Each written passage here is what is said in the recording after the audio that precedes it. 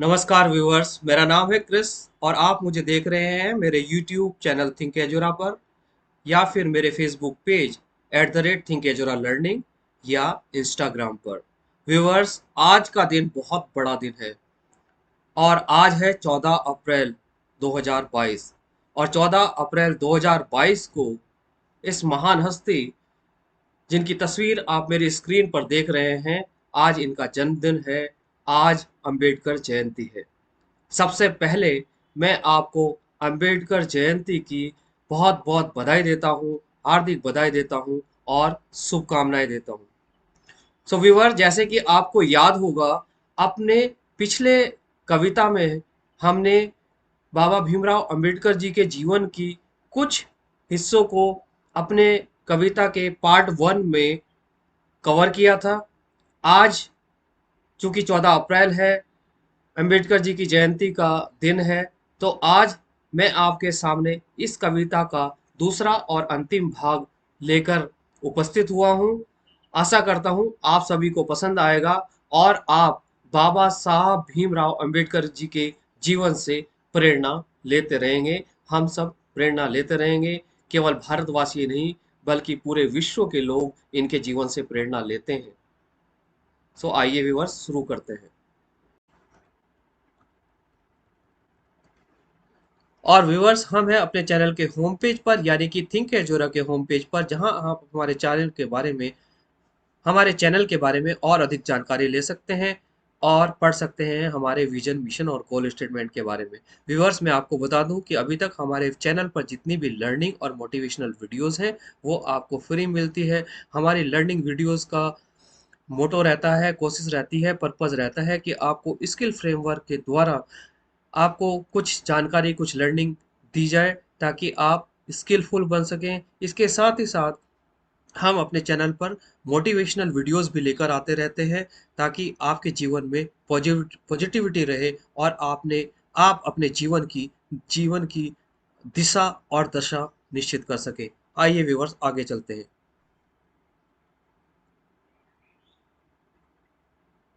Viewers, ये जो slide आप अभी मेरी स्क्रीन पर देख रहे हैं, हमने इस कविता की मोटिवेशनल सीरीज में कविता के पार्ट 1 में भारत रत्न डॉक्टर भीमराव अंबेडकर जी को कवर किया था।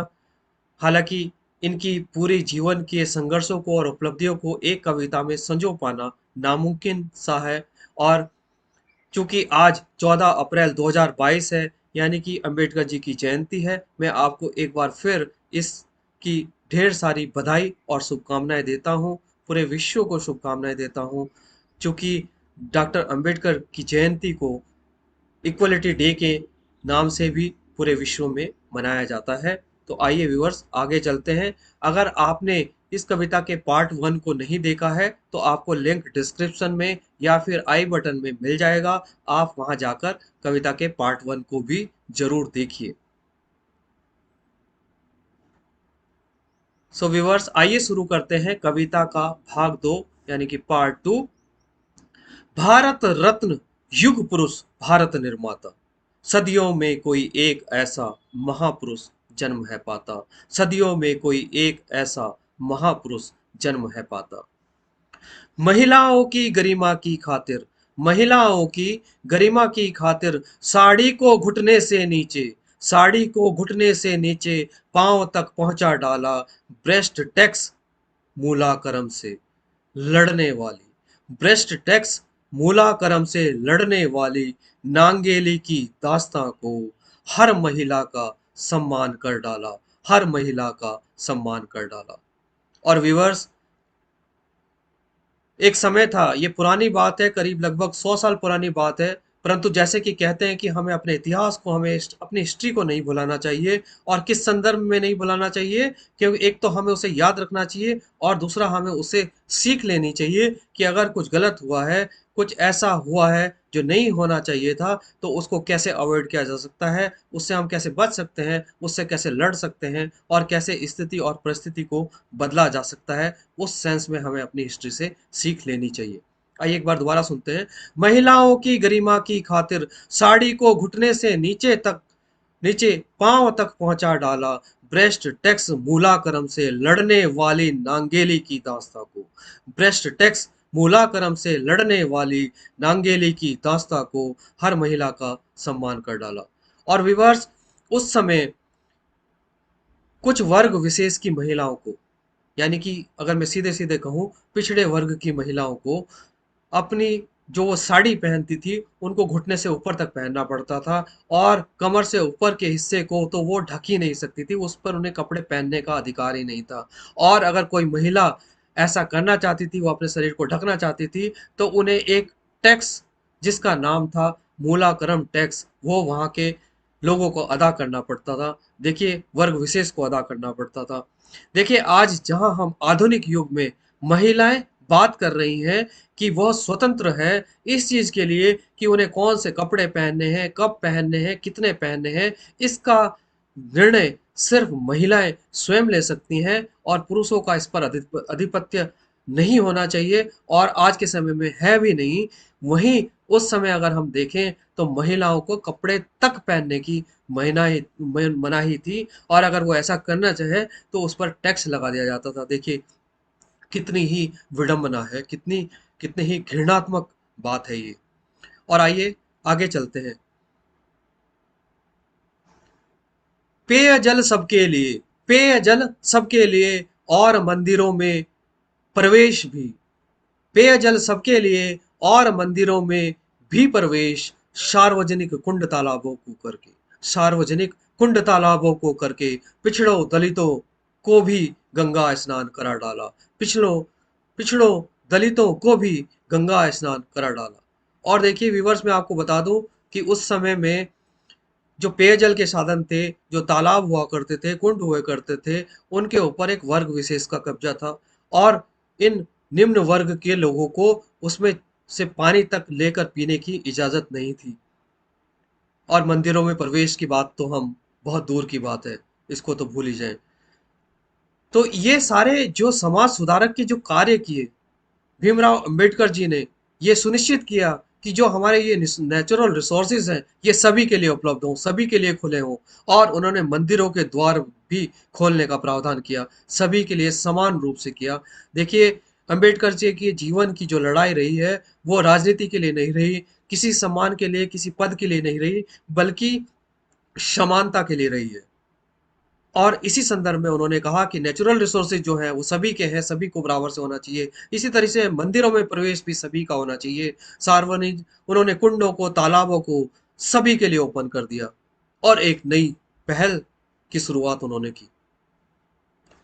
शिक्षा के शास्त्र को लेकर, शिक्षा के शास्त्र को लेकर आंदोलनों और सम्मेलनों में इतिहास रचकर, शिक्षा के शास्त्र को लेकर आंदोलनों और सम्मेलनों में इतिहास रचकर, ना बदलने वाले काले इतिहास को, ना बदलने वाले काले इतिहास को स्वर्ण अक्षरों में फिर से इन्होंने लिख डाला, स्वर्ण अक्षरों में फिर से इन्होंने लिख डाला।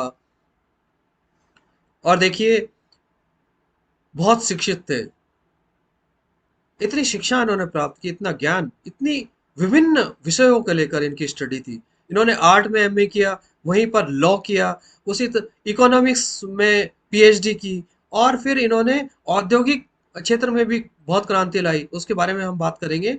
तो इतने तरह के विविध विषयों का ज्ञान लेना, एक विलक्षण प्रकृति का व्यक्ति ही इतना कुछ कर सकता है। जातीय उन्मूलन, जातीय उन्मूलन, शोषितों का विकास, जातीय उन्मूलन, शोषितों का विकास, मजदूरों का जीर्णोद्धार, मजदूरों का जीर्णोद्धार, चट्टान जैसे इरादों से कैसे, चट्टान जैसे इरादों से कैसे उद्धार सबका कर डाला, उद्धार सबका कर डाला। देखिए, एक समाज सुधारक के रूप में बी आर अम्बेडकर जी ने बहुत कार्य किए। उन्होंने जातीय उन्मूलन किया, शोषितों के विकास के लिए विभिन्न उन्होंने कदम उठाए, मजदूरों का जीर्णोद्धार उन्होंने किया, और कैसे किया हम अभी आप अभी समझेंगे। और अपने चट्टान जैसे इरादों को लेकर वो आगे बढ़े। और विवर्स, आगे चलते हैं। तप कर सरस्वती के चरणों में, तप कर सरस्वती के चरणों में शिक्षा शस्त्र का वर मांगा, शिक्षा शस्त्र का वर मांगा, राष्ट्रीयता, धर्मनिरपेक्षता और उन्मूलन का उद्देश्य साध कर। राष्ट्रीयता, धर्मनिरपेक्षता और उन्मूलन का उद्देश्य साध कर एक एक कर फिर लक्ष्यों को भेद डाला। एक एक कर फिर लक्ष्यों को भेद डाला। देखिए व्यूअर्स, इन्होंने सरस्वती माँ की आराधना तो की है और सरस्वती माँ ने इन्हें भरपूर और ज्ञान का वरदान भी दिया। और इसी को लेकर इन्होंने बात की राष्ट्रीयता की, इन्होंने बात की धर्मनिरपेक्षता की, इन्होंने बात की समानता की, इन्होंने बात की उन्मूलन की। और फिर इन उद्देश्यों के लिए इन्होंने जीवन अपना लगा दिया, पूरे जीवन इन उद्देश्यों को प्राप्त करने के लिए। और अगर मैं कहूँ तो इन्होंने उन उद्देश्यों को पूरा भी किया, अचीव भी किया और ये वहां तक पहुंचे भी, और एक बहुत सफलता और बहुत सफल जीवन इन्होंने जिया। महिलाओं को संपत्ति महिलाओं को संपत्ति, तलाक के अधिकारों की खातिर इस्तीफा तक दे डाला। महिलाओं को संपत्ति, तलाक के अधिकारों की खातिर इस्तीफा तक दे डाला। सत्ता के लिए नहीं, समता के लिए। सत्ता के लिए नहीं, समता के लिए पॉलिटिक्स में कदम तक रख डाला। पॉलिटिक्स में कदम तक रख डाला। और विवर्स, अगर आप जानते हैं तो इन्होंने विधानसभा में जो है, या विधानमंडल में कहें, कि ये हिंदू कोड बिल लेकर आए थे और उस समय हिंदू कोड बिल का बहुत विरोध हुआ और इसके चलते इन्होंने जो वहां से इस्तीफा भी दे दिया था। और जिसमें इन्होंने महिलाओं में संपत्ति के अधिकार को, जिसकी आज हम बात कर रहे हैं और कुछ राज्यों ने इसकी अनुमति अब जाकर दी है, तो उस समय इन्होंने जो है महिलाओं में संपत्ति के अधिकार की जो है जो पुरजोर पेशकश की थी। और ये भी कहा था कि महिलाओं को तलाक का अधिकार होना चाहिए।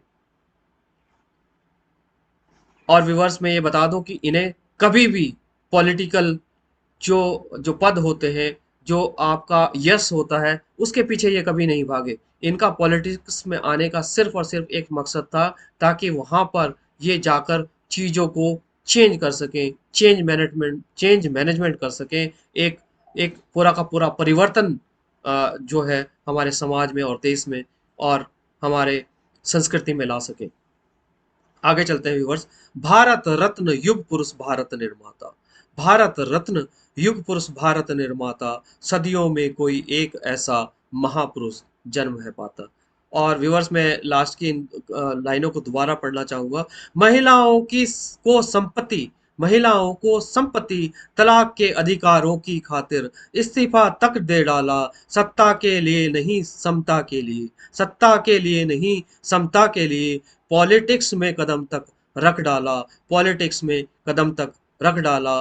भारत रत्न युग पुरुष भारत निर्माता। भारत रत्न युग पुरुष भारत निर्माता, सदियों में कोई एक ऐसा महापुरुष जन्म है पाता। महापुरुष जन्म है पाता। और व्यूअर्स, आगे चलते हैं, भाग दो को कंटिन्यू रखते हैं, इस कविता को कंटिन्यू रखते हैं। आशा करता हूं कि आप इससे जुड़ पा रहे होंगे और देख पा रहे होंगे कितनी प्रेरणा, कितना मोटिवेशन हम इनकी जीवन के जो उपलब्धियों से, संघर्षों से ले सकते हैं। भारत रत्न युग पुरुष भारत निर्माता, सदियों में कोई एक ऐसा महापुरुष जन्म है पाता। दामोदर हीराकुंड और सोन नदी परियोजनाओं में, दामोदर हीराकुंड और सोन नदी परियोजनाओं में मुख्य भूमिका निभाकर चहुमुखी प्रतिभा का झंडा फिर इन्होंने गाड़ दिया। दामोदर हीराकुंड और सोन नदी परियोजनाओं में मुख्य भूमिका निभाकर चहुमुखी प्रतिभा का झंडा फिर इन्होंने गाड़ दिया। और विवर, जैसे कि मैंने कहा कि ये चहुमुखी प्रतिभा के धनी व्यक्ति थे। देखिए कहाँ परियोजनाओं की बात है, और इन परियोजनाओं में जो दामोदर परियोजना थी, हीराकुंड परियोजना थी, सोन नदी परियोजना में जो जो ये बांध बनाए गए, इनमें इन्होंने बहुत बड़ी भूमिका निभाई है। बहुत कम लोग जानते हैं इस विषय में। और कितनी प्रतिभा है, देखिए कितनी विलक्षण प्रतिभा है, कितनी चहुमुखी प्रतिभा है, कि कितने विभिन्न अलग अलग विषयों में कार्य किया है इन्होंने। और उद्देश्य सिर्फ एक था कि समाज में जो जो समाज की सोच है, समाज की जो सोच को विकासवादी बनाना, पूंजीवादिता से उसको दूर करना और विकास की सोच को हमारे सिस्टम में इनबिल्ड करना ही उनकी उनका पूरा प्रयास था। समानता का उनका पूरा प्रयास था। दूरदर्शिता देखो इनकी, दूरदर्शिता देखो इनकी, मजबूरियों की जकड़न तोड़ने की खातिर। दूरदर्शिता देखो इनकी, मजबूरियों की जकड़न तोड़ने की खातिर, मजदूरों के दर्द को महसूस कर। और आगे सुनिएगा व्यूअर्स, अगर आपको कविता अच्छी लगी तो लाइक करिएगा, शेयर करिएगा और मेरे चैनल को सब्सक्राइब करिएगा और देखते रहिएगा इसी तरह की मोटिवेशनल चीजें और लर्निंग्स, ढेर सारी लर्निंग्स।